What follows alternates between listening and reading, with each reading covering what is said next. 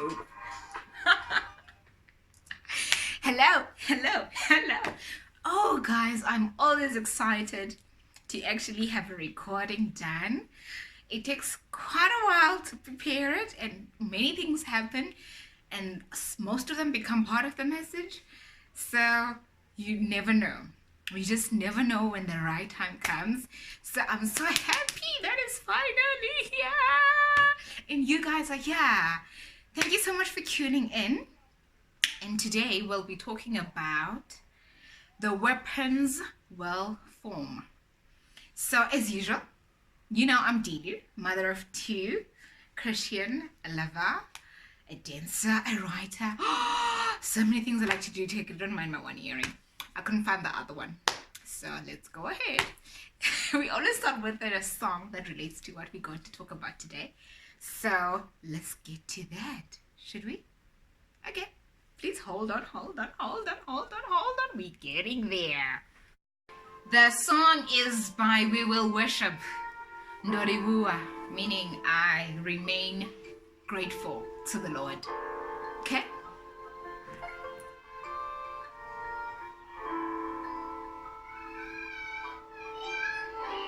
Ndoribua, moya muketwa. Daribua, moya muketwa. Daribua, moya muketwa. Daribua, moya muketwa.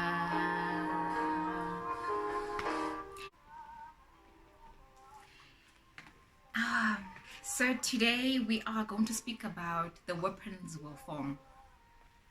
Izikhaubas ziyokwakheka, which we are not excused from being tested, and we won't go through trials and we won't go through pain, we won't go through circumstances, but the weapons will form against us, and it's up to us to actually see if will they prosper now. Okay. So today I want to concentrate my message on bitterness.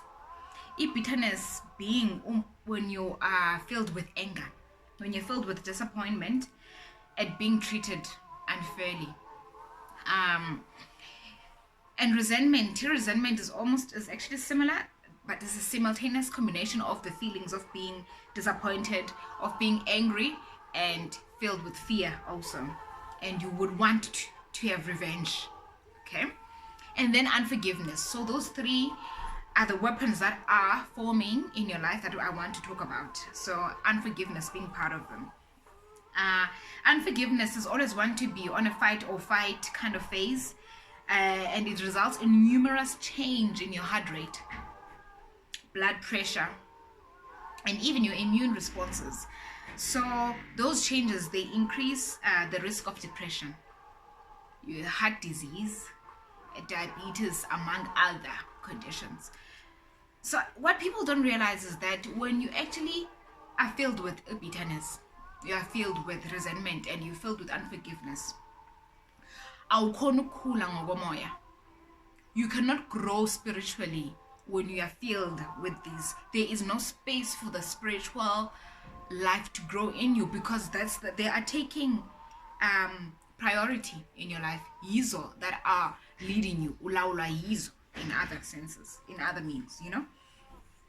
You actually just stop making progress in a spiritual life, and because you actually live by your feelings, they are leading you.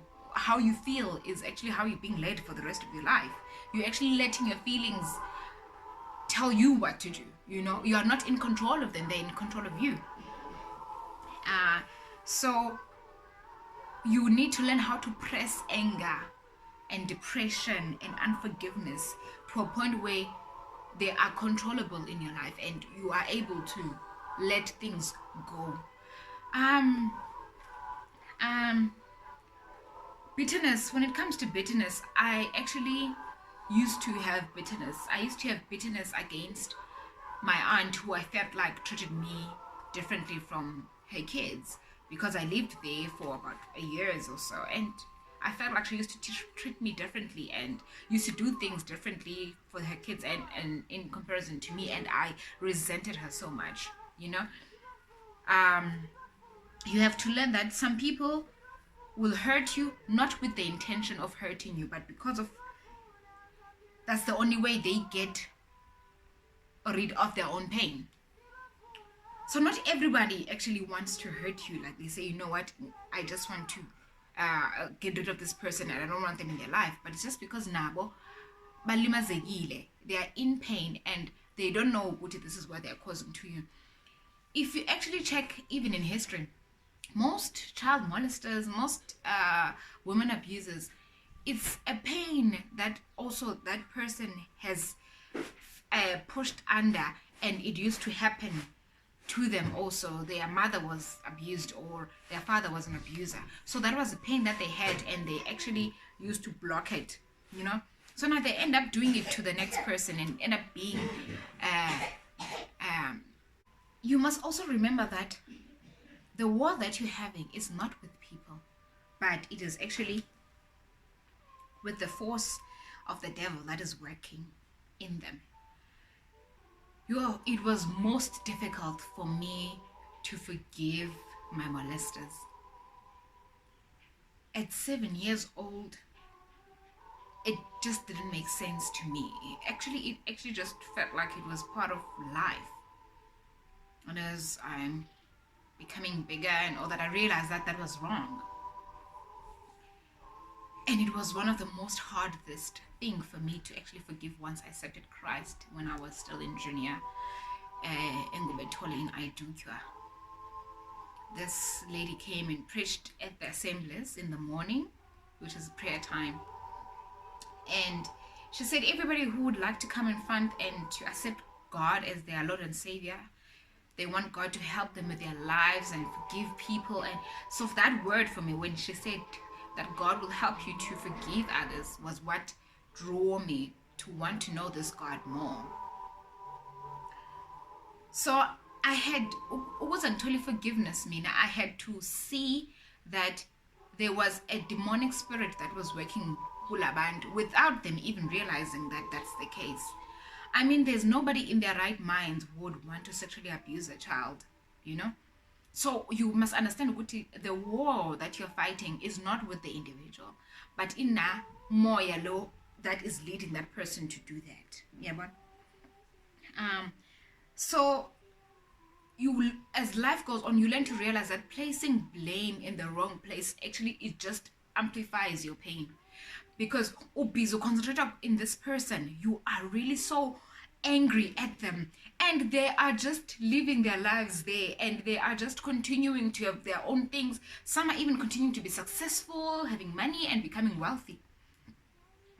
Like the fact that I had always been angry with my father, I felt like if he was in my life, I felt like if he played his role, he would have protected me from these things. I would not have entered into such. I would have not have been molested. I would have not have been taken advantage of. I would not have been even bullied. I would not have lived in different houses, living with aunts and uncles, and having all these experiences that I felt at that time were such a pain and a drag, and were making me angry, were making me bitter, were making me sour, were making me not to just like people. Because from that moment of being molested, I decided I don't like men. So I decided I won't have anything to do with them ever again. So my anger was actually directed to them. And it just amplified the pain every time I see a grown man on the street, you know? So I had to learn that it takes the worst things that have happened to you to make you become the best person that God has always wanted you to be. I mean, had my father been in my life, I would probably be protected, you know, I would be taken to school and back, and, you know, I felt like nothing would have happened. And at the same time, had my mom had me when she got married, I would have probably lived in a happy home. So you've got all these excuses that you can come up with that you felt like other people were supposed to be responsible for. They were supposed to protect you from such. They were supposed to they were supposed to cover you. They were supposed to make you feel safe. And it was so hard for me to learn to forgive those people, because you fill yourself with the love of God. You learn about it. You find it. You see what it does, what it's capable of doing. And slowly God works with your heart. He works with how you think. He works with how you see yourself. I used to look in the mirror and I will just see a mess. I will just see a mess. I will just see, I don't know, a hole. That's the current word that they use now. I'll see someone who is not, I didn't always look at it as if I was taken advantage of. I always felt like maybe I also gave them something to want to sexually molest me. And as I've told you, it didn't happen once, didn't happen twice, and it didn't happen 3 times. It's more than that. And the Bible says we must forgive 70 times 70. And that was one of the things that hit me as I grew up in the ministry of the Lord, that you have to forgive people. That 70 times 70 is not actually calculating that you've forgiven somebody 70 times 70 times. It's actually infinity. And it's a character of God. And once you say you're a child of God, we learn to also want to have those characters and have them in our lives to actually guide and direct us and to change us. So for me, God did something amazing. I went home when I got married. The first year I got married, I went home to visit my mom. So we drove to the village back home. And it was during Christmas time. And my mom phoned me and said, baby, please come down to one of my friend's house and come and have lunch, you and hubby, so that you guys can go to the beach later on, whatever. So I said, why not? So we left. We bathed and everything, and we left. When we went to the house, I remember it was my mom's closest friend. We ate and had fun. There was one guy who was sitting with my mom there, and he asked to speak to me, privately.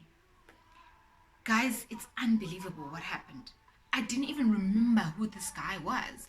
So we're sitting by the tank, A tank is like in the rural way the rainwater goes in. You can use it for cooking, for everything.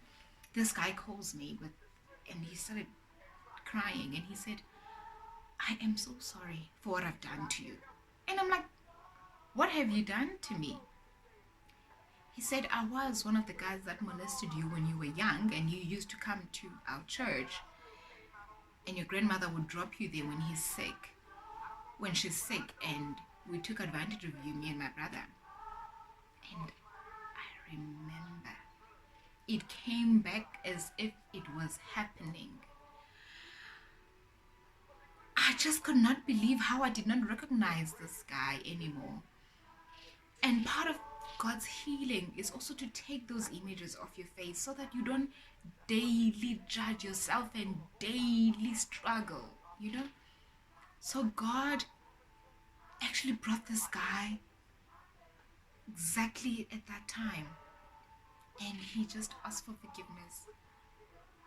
And for me, it was like, I actually had forgiven you way before. And I'm so glad that you actually came and actually still said it physically to me. But I pray that you find God, because that's what helped me. What you guys did to me, it helped me find God. And I hope that me forgiving you also will help you find God. And that guy said from that moment that this is the only time I would ever have my mind changed in believing in God, because you will forgive me for what we've done to you. I definitely want this God. So if you look at it in the greater picture, that God still uses you to be the one that brings closer the ones that hurt you the most. How do you explain that? Imagine if I had just lived in a place where I'm just totally depressed and stressed and I don't know what to do with my life, and I'm worse than what I would have become. Like I'm just living in the streets, men are taking advantage of me and all of that. But forgiveness is such a powerful tool. It's a gift to yourself. You have to give it to yourself, because nobody else is going to do it for you. You have to learn to forgive people And you have to learn to see beyond that. Forgive the apologies that you will never receive. Some of the people that did things to me are actually dead. And that's an apology I'll never receive. But forgiving yourself is actually allowing yourself, giving yourself freedom. Freedom to explore life, freedom to explore God, freedom to see who you truly are and why things happened and why you're here and the purpose for your life, so that it becomes distorted. You see things differently once you've forgiven. The resentment goes away. The bitterness goes away. And also it helped me to see my husband in a totally different way now. It was if he was a key to break the last of the living curse that it brought the entire experience with. And I just, even to this day, I never told my husband because I never wanted him to look at that guy in a different way. I only told him when we came back to Joburg, and I said, you know, that one of the guys that were there did this and this, and he did this, and he also could not believe it. So bitterness, resentment, and unforgiveness are spiritual poisons. And poison is described as a substance causing illness or death on a living organism when introduced or absorbed. So when every day you're introduced to not forgiving, you're introduced to anger, you're introduced to bitterness, you are putting poison in your heart. And that poison will grow because you will feed it. You will feed it with unforgiveness. You will feed it with living in the past. You will feed it with not letting go. You will feed it with judging yourself and not giving yourself that freedom. And it will grow into a virus and grow. And it will grow and it will give you that bad order. It will give you that bad character, that bad personality where you are always beat up, you're unapproachable, people can't talk to you, you're always angry, you always just don't want to have any conversation with anybody, you don't want to be loved, you don't want hugs, you don't want kisses, you don't want anybody to care for you. Because the poison grows and it pollutes and it destroys whatever is left that's good in you. So you have to make a decision that when things go wrong, you don't have to go wrong with them. You make a decision that you are not war with the people, but you are with war with what has demonically possessed them to do what they've done to you. You make a decision that you are seeing what the worst that has ever had happened to you is actually working for your good. Romans 12 verse 21 reads, "Be not overcome of evil, but overcome evil with good." So how do you take revenge on what has happened to you? You continue being good. You don't let anything disturb you from being a good person. You continue to love others. You continue to give. You continue to pray for them. You continue to just love them endlessly. You continue to allow God to use you for the good. And that will kill the devil's heart. It will kill him because it won't understand how do you come to that point. You won't be able to do this without God himself allowing him to touch you. Because there's places in your heart that only God can touch and change and transform into something different. I don't think I would have become a mother for that sake, because I was diagnosed with STDs and all of those things. And the doctors, yes, they did say no, I won't have children. But I knew of the God I serve and what he has done already. So this was just a trial for me, and I knew that he's capable. And he won't let my past define my future and even my present. And he won't judge or put the burden upon my husband also to pay the price of what has happened. So I'm sharing this with you today just to tell you that these weapons will form. They will form in your life. They will form and want to destroy every little goodness in you. But they will not prosper. How they will not prosper? When God is in your life to protect, to guide, and to be filled with love. Because once you're filled with God's love, That's the ultimate gift ever, because you will be able to overcome everything, even at work. Don't resent your bosses, your managers. Allow God to help you to see that this is the leadership He's put in your life, and you will pray that they lead in a godly way. Because sometimes you are the vehicle to somebody else's testing, to somebody else's success, to somebody else's realization of whether they are wrong into doing something. Character change or correction or inspection, as I've said before. Thank you so much for tuning in. I love you all. Have an awesome, awesome week. God bless you. Gamanda niwafuna ngambiru yange yote, ngaribuwa ngamanda niwafuna ngambiru yange yote, ngaribuwa ngamanda.